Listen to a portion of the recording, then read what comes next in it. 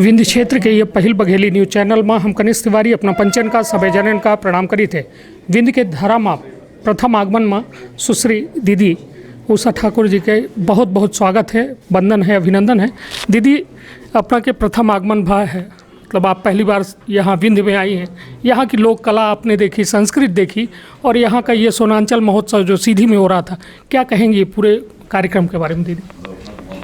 मैं भाई शरदेंदु जी को कोटि कोटि बधाई देना चाहती हूँ कि संस्कृति के संरक्षण और संवर्धन के लिए सोनांचल महोत्सव प्रारंभ करके उन्होंने बहुत ही सुंदर काम किया है। दीदी यहाँ की जो है लोक कलाएं हैं वो कहीं ना कहीं विलुप्त हो रही हैं। आपका पर्यटन, आध्यात्म और संस्कृत का मंत्रालय है, तो इनको लेकर आपने जैसे कि कलाओं को देखा, कहीं ना कहीं ये एक सीधी की ये नब्ज है, यहाँ की सांस है, तो इनको कैसे सांसों को बचाए रखने के लिए क्या नवीन प्रयास होंगे दीदी आप?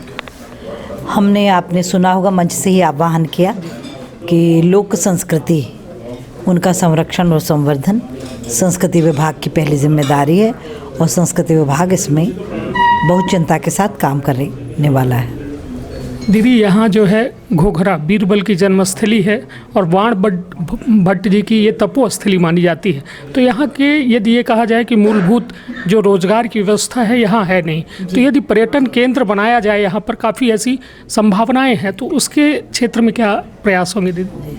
दोनों ही पत्र मुझे आज प्राप्त हुए हैं संगठन के माध्यम से और दोनों पर गंभीरतापूर्वक विचार, क्योंकि घोघरा जो माने बीरबल जी की जन्मस्थली है, निश्चित रूप से उसमें क्या बेहतर किया जा सकता है और जो प्रस्ताव प्राप्त होंगे शरदेंदु जी की तरफ से, संगठन की तरफ से, उन सब पे क्रियान्वयन करके निश्चित रूप से कोई न कोई अच्छा केंद्र यहाँ स्थापित करेगा विभाग। दीदी ये हाल फिलहाल अभी 28 सीटों में उपचुनाव हुआ, इसमें भाजपा जो है अब 3 साल की स्थायी सरकार में आ चुकी है, क्या कहेंगे इस स्थायी सरकार और ये ऐतिहासिक जीत पर क्या कहेंगे? इस जीत के लिए प्रदेश के उन जागरूक भाई बहनों को कोटि कोटि धन्यवाद देते हैं जिन्होंने भारतीय जनता पार्टी के वास्तविक स्वरूप को पहचाना और ऐतिहासिक निर्णय यानी 10 से 12% वोट बढ़ना, ये भारतीय जनता पार्टी के जो हमारी पंचनिष्ठाएं हैं उसके प्रति श्रद्धा है जनमानस की।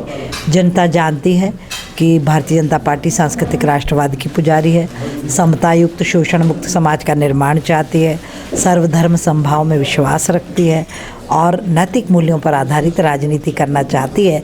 इन सब पंचनिष्ठाओं को भरपूर आशीर्वाद इस चुनाव में मध्य प्रदेश के भाई बहनों ने दिया है। दीदी धारा 370 का जिक्र इसलिए करेंगे कि इस वक्त जो है ये माहौल चल रहा है कि कश्मीर में धारा 370 को लेकर एक संगठन गुपचुप एक गैंग बनाया जा रहा है, जिसको लेकर गृह मंत्री जी के द्वारा भी जिक्र किया गया। क्या कहेंगे ये माहौल जो है कि धारा 370 का जो विरोध हो रहा है किस वजह से हो रहा है दीदी? अब सब गैंगों की समाप्ति का समय आ गया। कोई भी निजी स्वार्थों के कारण राष्ट्र की अस्मिता को दांव पर नहीं लगा पाएगा। 2 निशान 2 विधान समाप्त हुए हैं तो वो समाप्त ही रहेंगे और जो लोग निजी स्वार्थों के कारण अनर्गल बातें कर रहे हैं उनको जनता खुद और इस देश का संविधान कठोरतम दंड देने में सक्षम है। दीदी इस समय जो है कंप्यूटर बाबा एक काफ़ी चर्चा में हैं और ये कहा जा रहा है कि वो साधु हैं, किंतु उनके खिलाफ जो है ऐसा कुछ हो रहा है कि सरकार जो है बदले की भावना से कर रही है, तो क्या है सच्चाई दीदी कि ये सारी चीज़ें कार्यवाहियाँ हो रही हैं? देखिए, हमारा प्रशासन बिना तथ्य और प्रमाण के किसी के भी खिलाफ कुछ कभी नहीं करता। तथ्य और प्रमाण मिले हैं, उन्हीं के आधारों पर कार्यवाही की जा रही है। दीदी ये अब कोविड का दौर चल रहा है, दीदी के पास वक्त की कमी है, इसलिए हम आखिरी सवाल लेंगे कि दीदी कोविड का एक दूसरी लहर और तीसरी लहर की अब बात हो रही है, कहीं कहीं दूसरी लहर आ रही है, कहीं कहीं तीसरी है, फिर से सरकार एक बार ये पथ में जा रही है कि अब कोरोना के लिए लॉकडाउन, कर्फ्यू जैसे शब्दों का उपयोग हो रहा है, तो क्या कहा जाए दीदी कि इस दौर पे आगामी दिनों में कैसी सावधानियाँ सरकार की ओर से बरती जाए? बंधु देखिए, जान है तो जहान है और सरकार जो सारी सख्ती और पुख्ता व्यवस्थाओं के पीछे पड़ी है वो इसी वजह से कि प्रदेश के नागरिक स्वस्थ रहें और उनको किसी प्रकार की कोई दिक्कत ना हो। तो इन सख्तियों को पूरे प्रदेश में स्वीकार करना चाहिए कि भाई हमें मास्क ज़रूर लगाना है, 2 गज की दूरी से हम बात करें, काढ़ा अवश्य पिएं, दैनिक दिनचर्या में योग व्यायाम उनको नियमित स्थान दें। जो इस प्रकार से संयमित जीवन जीते हैं, कोई महामारी उनका कुछ बिगाड़ नहीं सकते। दीदी, तो ये दौर जो है, लोग जो है कह रहे हैं कि जो अभी चुनावी सभाएं होती थी उसमें खूब उल्लंघन हुए, किंतु अब वो दौर है कि अब फिर से ये लॉकडाउन की ज़रूरत पड़ रही है, तो इसको किस दोनों नज़रिए से देखते हैं? मरीजों की संख्या यदि बढ़ेगी तो उसको नियंत्रित करने के लिए तो उपचार करना ही होगा। उपाय नहीं करेंगे तो मुसीबत और अधिक बढ़ेगी। और उज्जैन कलेक्टर का एक ये आदेश है दीदी कि 10 घंटे की जेल में डाला जाएगा यदि मास्क नहीं लगाएंगे, तो इसको आप किस नज़रिए से देखती हैं कि मतलब अस्थायी जेल में डाला जाएगा?